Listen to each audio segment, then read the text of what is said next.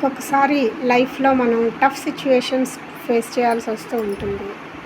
So, tough situation వచ్చినప్పుడంతా మనం ఎవరో ఒకళ్ళని బ్లేమ్ చేస్తాం. అది ఎవరన్నా వ్యక్తిని కానీ, లేదా సిట్యుయేషన్‌ని కానీ, లేదు అంటే భగవంతుడిని కానీ, లేదా మనల్ని మనమే బ్లేమ్ చేసుకుంటాం.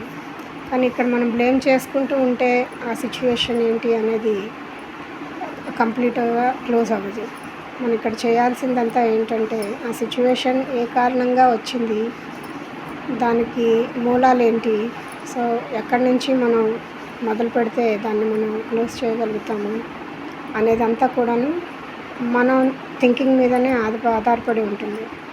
సో మనం సరిగా ఆలోచించలేకుండాను ఏదన్నా నిర్ణయం తీసుకున్నాము అంటే అది చాలా వరకు మనల్ని కష్టాల్లోకే నెట్టేస్తుంది. అందువల్ల మనం ఎప్పుడూ కూడాను మనం ఏదన్నా ఒక నిర్ణయం తీసుకునే ముందు 1కి 10 సార్లు ఆలోచించాలి.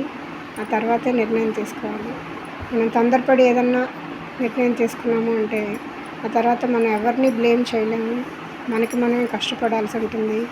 మన చుట్టుపక్కల వాళ్ళని కూడా కష్టపెట్టాల్సి వస్తూ ఉంటుంది. అందువల్ల మనం చాలా జాగ్రత్తగా ఉండాలి.